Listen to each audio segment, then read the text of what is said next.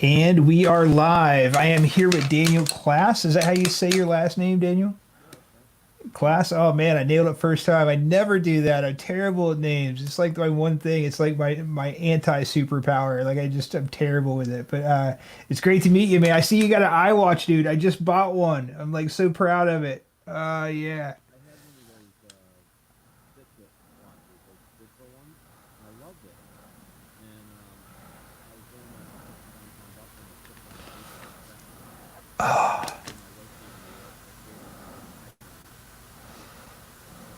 I was like, okay. Nice. So I got it that night. I Nice. don't hesitate when she gives me the okay. When she You're says like, something like, don't use it, I'm like, no. nice. Do you like it? Does it do everything you ever wanted it to? It does more than, I like being able to talk on it, to be honest with you. Yeah. And like forget my phone. Yeah, right. It feels like sci-fi shit, right? Like it's like something from Star Trek. Yep. Yeah, for sure. All right, Daniel. So, yeah. So, anyway, today I contact you. I don't know if I've ever actually talked to you like in any way other than today. So I found out that I was going to be going to the Hinsdale house, and you reached out to me today. It was like, "Hey, man, are you coming to my house?" And I'm like, "Whoa, wait a minute. You own the? Whoa, wait a minute. I'm all confused." So anyway, I got on Facebook and chatted with Matt Warner a little bit, and I asked him about the history of the Hinsdale house. He had no clue. And man, I want to know about this home. So I was really excited when you reached out to me and just kind of asked me if I was coming because I really want to know about your home and how you acquired it and is it haunted? Like I mean that's the biggest thing, right? Like is the home that you have haunted? So first off, yeah, how did you acquire the home, dude? Like how did you come up with this thing? It was, can you hear me good? It was a situation where I was going there just like any other youth, I was thinking about doing what my friend wanted to try. And we started investigating it. We had, the first night I had gone, I had known nothing. I was just so bothered with researching the story. We had us sit down in the living room and watch the episode of We're Haunted called The Dark Forest, and it's based on a story of a family that lived in the 1970s, a little cabin.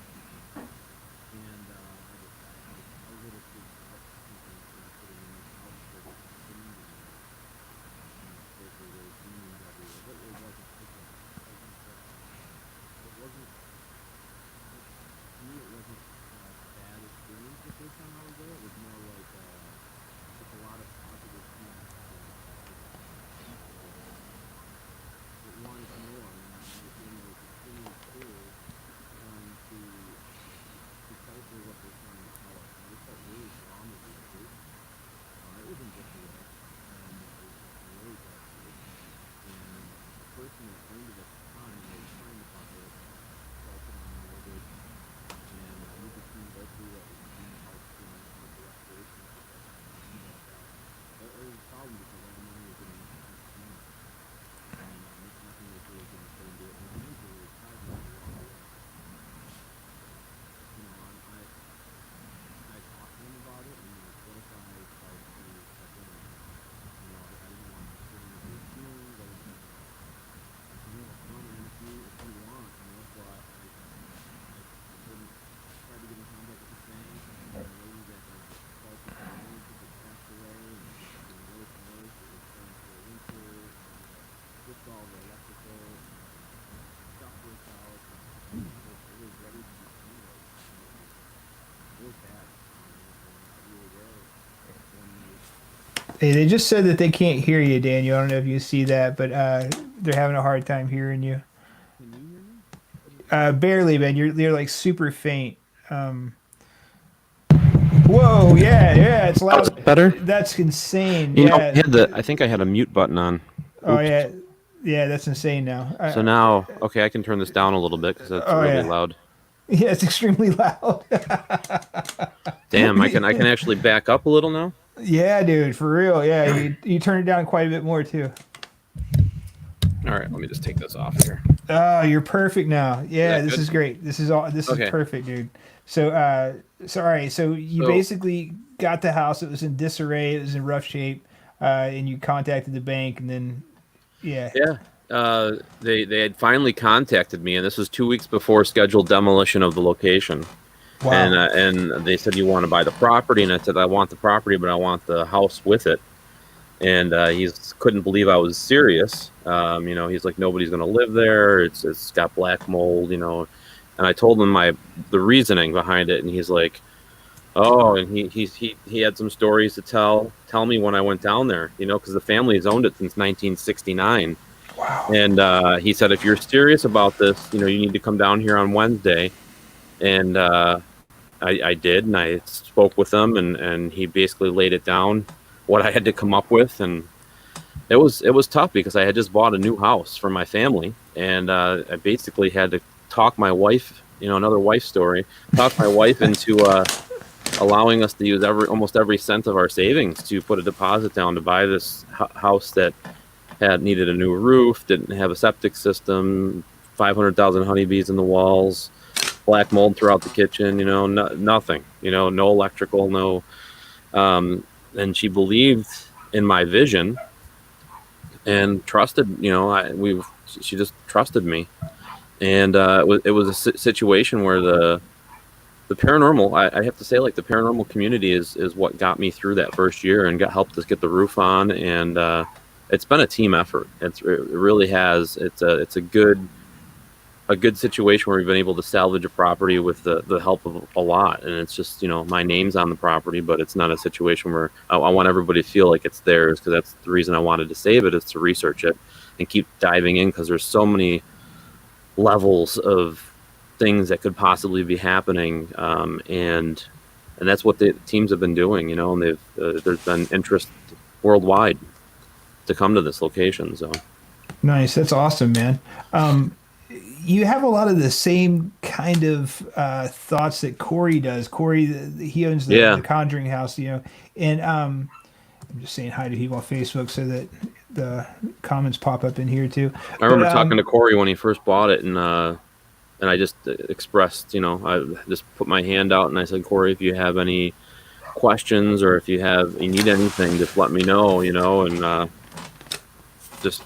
actually was the first person to interview him. I'm like, I was done with doing interviews and stuff at that point. I hadn't done them for over a year. I'm like, putting my gloves on the shelf. I need to get this guy and talk to him and interview him, and just kind of find out, because the whole thing with Zach Baggins and the show coming there, I wanted the people to know that he was a real, he was like us, and who wouldn't want to have the #1 rated paranormal show at their location to promote it and know it's back on the map, and it's a call you have to make, and it's not because he's how there's this divide in this with this whole paranormal thing with TV, with people on TV and stuff like that. So I just wanted him to be able to lay it out why he did it. Why did he buy that house? Why does he? And because he wants to make it available for everybody to go to. And it's similar to, except he didn't have as much work to do on it as I did. It was move in ready. Yeah. I pretty much moved into there like a month and a half or so after he actually bought it, and then I basically lived there until 2 weeks ago. And nice. Yeah, so I've been there almost a year, and dude, that place is legit. Like, I didn't believe in any of this stuff when I first got there. I was like the biggest skeptic on the planet, and I can walk away from that place saying that there is something interacting with us here in our realm. I don't know what it is, dude. I don't know if it's like extraterrestrials. I don't know if it's people from other dimensions. I don't know if it's like spirits. I don't know what it is, but there is something interacting with us here in our realm. And I don't know what that is. I don't understand it, but it's real. I mean, it's definitely happening. For sure. I've heard so many different theories, and it's crazy to think about, just all the different thought processes behind it also. Yeah. So what kind of stuff has happened at the Hinsdale House? I mean, it has this history of having an exorcism that went wrong. And when I say went wrong, it really just wasn't successful. So it has that history behind it. Have you encountered any kind of like possession, or have you encountered like I guess an attachment or anything like that since you've been there? Personally, I haven't. I don't know. I feel very safe and protected there. I've never never had anything like that happen to me. Now I've had it happen to other people. There's been at least maybe 3 different circumstances where it's happened, and Nick Roth being one of them. When he filmed there, he was there for 5 days, and you can let it overwhelm you. And a lot of the reasoning behind the way that I handle the location is so I don't get overwhelmed with it. So I have a lot of help. Like I have 3 or 4 different teams, 7 sets of key holders, and I rotate the duties. So it's not like me driving down to the Hinsdale House, letting a team in, me going there all the time. It's a rotation of duties. So it's not a situation where I'm getting overwhelmed with the location, because I always think about it. I always want to go down there, and I try not to. I try to just hold back.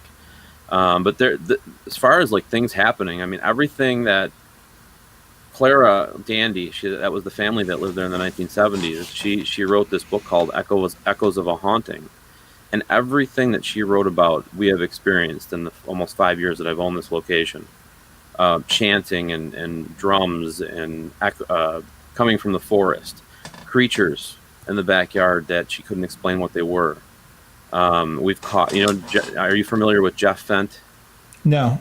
He's a researcher. He does from Columbus, Ohio, and what he does is he takes wood from locations, and he feels, and it's actually a really good theory, that there's energy stored in that wood, and he builds spirit boxes out of them. And it's just really, really cool what he does. And he's been, Randolph County Infirmary. He's a woodworker, and he's a handyman, and he helps with these locations. And he's been to the Hinsdale House a handful of times, and just somebody that I really respect. And he's like, he's drawn to the forest. There's a lot of claims and theories that in the forest there, and what he's doing is he's using just a raw camera. I think he was using a Canon, and using different light spectrums and protruding that light out into the forest at night and taking pictures. And then he ended up catching this picture of this creature 10 foot in a tree that doesn't resemble anything that I could put my finger on. And I've shown it to numerous people. Nobody could really put their finger on what it could be. A hairless bear with a tail that looked like it's like with these long fingers. It just doesn't make any sense to me what it could be. Big eyes, kind of looks like monkeyish, And I was in Iowa, and I was at a convention, and I was speaking to a shaman, Chris Sutton, and the first thing he says to me is, "That's a puckwudgie," like a type of cryptid, And I go, "Really?" I go, he goes, "Yeah." And then the thing is on the neighboring property, on the original property of 100 acres, there's burial grounds, Indian burial grounds, and they're from the 1700s. They're from dating way back.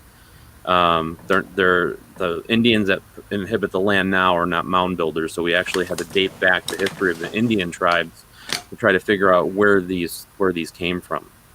And we've also found artifacts buried, like arrowheads and things like that when we were digging the septic system in the back. The way that the Hinsdale House sits, it's up on the top of a hill in the middle of nowhere overlooking the valley.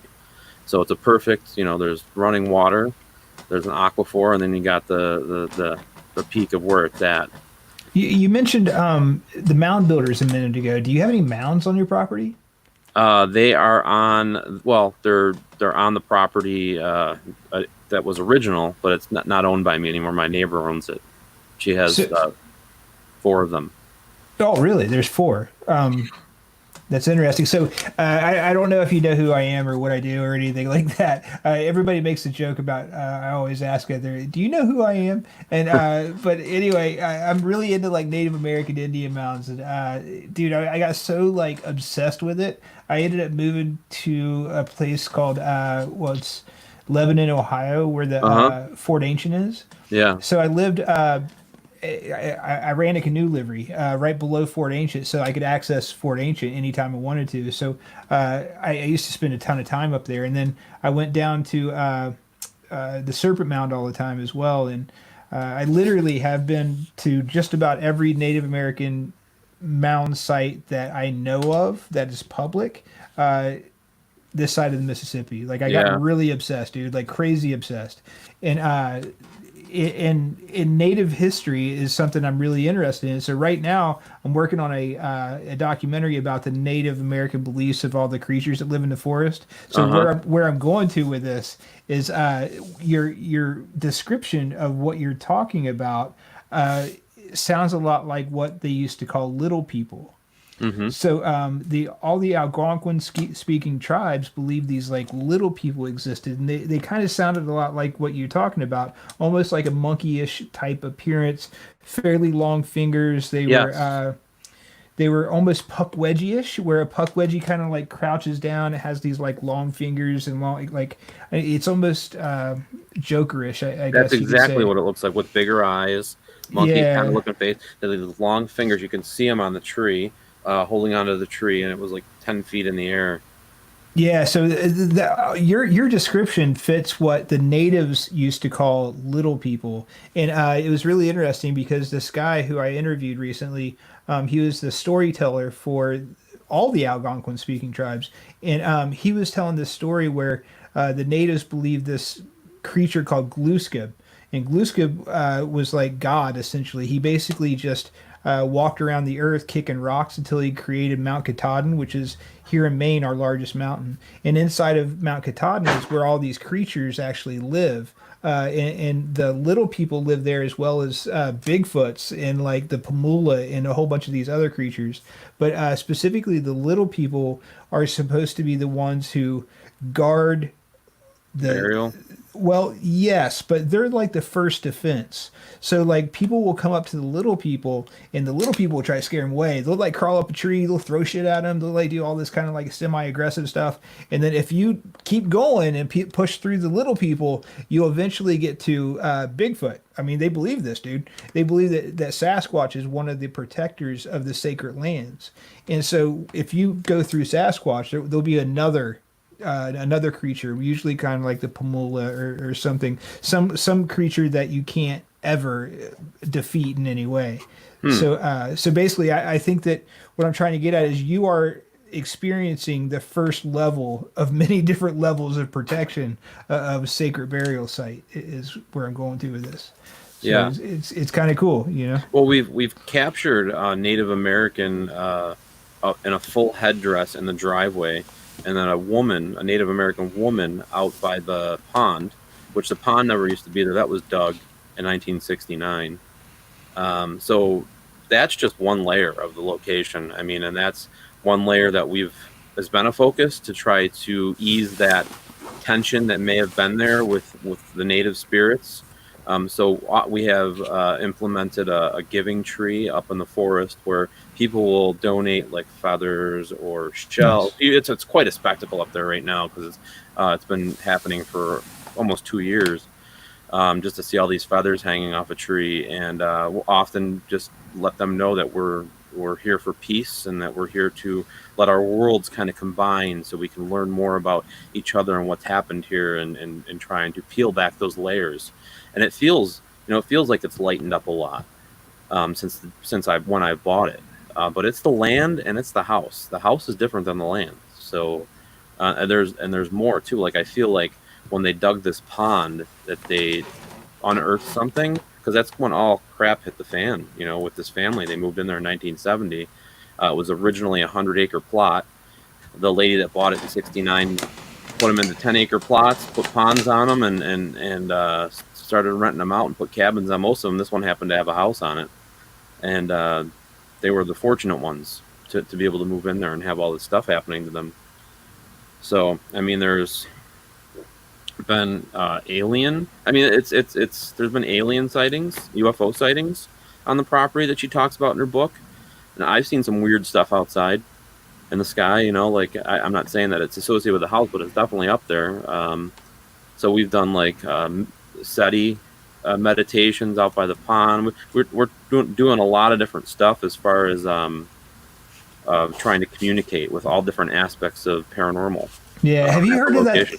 Have you heard of that new thing, something five, G8, G, I don't know, something five, where they like meditate and then try to like Then subconsciously or something brings something in. You ever yeah. had anyone talk about Hmm. that or try it or Yeah, anything? the we had folks from MUFON there. We do a camp out there once a year, and they we were sending signals into the sky, and everybody was kind of focusing on it, and then we would open our eyes, and then we would look around to see if we could see anything, that's Did, changed or. did you see anything? No, I mean nothing that couldn't you wasn't unexplainable, but it was still cool to try, in Yeah. theory.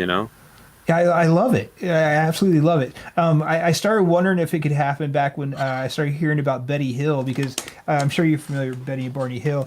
So Betty Hill later on in her life started believing that she was able to call these spaceships in, and so she would bring people to experience it with her, and somehow she would like mentally connect to aliens, and she was able to bring them in somehow is what she claimed. And I've talked to like God only knows how many people. I mean, I toured in cons for years and years, and I talked to a lot of people that knew Betty Hill and would actually go to her home and watch these spacecrafts come down when she would like, try to conjure them up or whatever you Right. want to call it, man. So it's interesting to think that we What? could be connected to all of that. It's pretty cool. Okay. Sorry, man. No, it's the wife. It's okay. All right. I got to answer her. Oh yeah. Did she give you permission to buy something cool? No, she was just taking my son to his friend's house. So Oh, damn.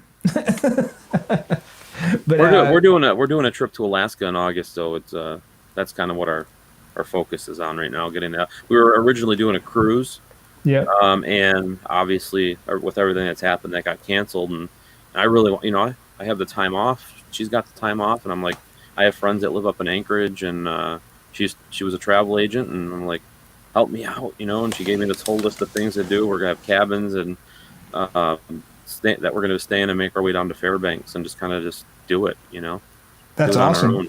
Yeah, That's really cool. Have check you out the been? Alaskan Triangle. No, this will be my first time, so I'm excited. Oh, the Alaskan Triangle, dude. Yeah, that's supposed to be pretty cool. There's all kinds of Yeah. stuff happening there. Mm-hmm. Yeah, I'm jealous, dude. I've never been to Alaska. I've always wanted to go. It's a cool place. Me too. That's why I'm like, I'm not waiting until next year. Let's just do this. Yeah. What made you choose Alaska rather than like Bahamas? I think because of we've done the Bahamas enough. I'm like, let's go do something else, because we've taken 4 or 5 cruises in the Bahamas. It's nice, but let's go see some Alaska. other things. Yeah, let's go Yeah, to yeah. Alaska.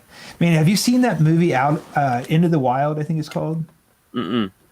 Oh, dude, it's the best movie. It's about this guy. He goes by Alexander Supertramp, and basically he just kind of leaves all of his money, all of his credit cards, just everything that has to do with like uh, people. Essentially, Right. he Yeah. left it behind, man, and just went out into the wilderness. He went out to Anchorage and found a bus in the middle of the friggin' woods. And lived in this bus all summer, but he didn't really bring enough food and whatnot. So he ended up like needing to like forage and try to like find food to get through. He ended up eating some like potato seeds that had a ton of caffeine in it, and it made his body run really fast. He wasn't able to put in enough nutrients to keep his body going, so he essentially Wow. starved to death out there in the wild. But man, it is an amazing movie and an amazing book. Do yourself a favor, dude. Check it out, man, because like Yeah, I it is definitely will. it's a really really good movie. It's a cool story. Just basically taking off and leaving society behind and just living in the forest. Man. Naked and afraid without the naked. Exactly, Yeah. exactly. And, yeah, would you do that show? Would you do it? I don't know. I watch it. I don't think I would want to do it. Yeah, I don't It's know if crazy. It I mean, is crazy. if I had the right tools, I might be okay. Like, I don't like the whole only two tools thing. Like if I can't have the things that I'm to sustain life, like fire, water, and a way to get food. If I had those 3 things, I would try it. So like if Like Dom if I had a pot, a fire starter, and like a bow and arrow or something. Something that would assist me in trying to find food. and if Domino's Meat. delivered, Yeah. Gross. Dominoes. right? That would be the last thing I would want, I think. Yeah. But yeah, man, I applied for a few of those shows, and I tried really hard to get on, man, because like I don't know, it just seems like the ultimate challenge to stick yourself in the wilderness and see if you can endure it for what 22 days or something, dude. It's insane. 21. And then they had some that 21. did 40. Some, yeah. There's Yeah. different challenge levels. Yeah. Yeah, it's so crazy.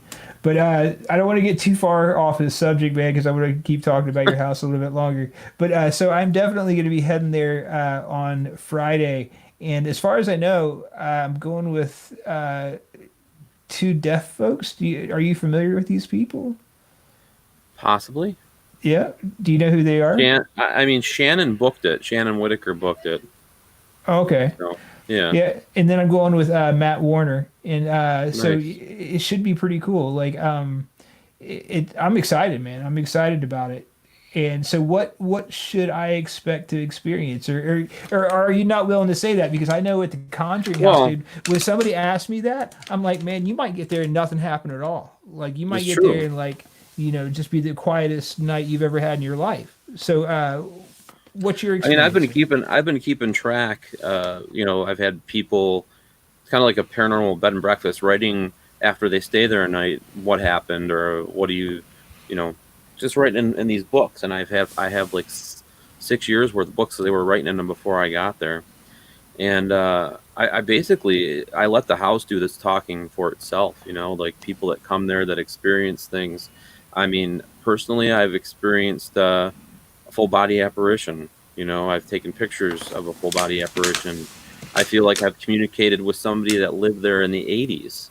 There was an older couple that lived there in the 80s, and I feel like I said, there's a lot of layers there, and it piques my interest because the history keeps changing as we dive into some of the folklore stories. Because the folklore, sometimes there's a little bit of truth to that, Right. and that's what we're doing. And owning a property, we're able to do like the things that you wouldn't get to do at a going into an investigation at somebody else's place, like ground penetrating radar and different things like that, looking for stuff.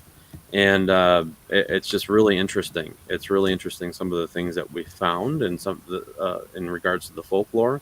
And there's a lot of truths, a lot of deaths that have happened there, and a lot of mystery. It's all the makings of a good ghost story. The one of my biggest things there was no communication. So you'd get up at this house, nobody's cell phone service worked. There was no way to have outside communication with the outside world, because there's no phone service, there's no nothing.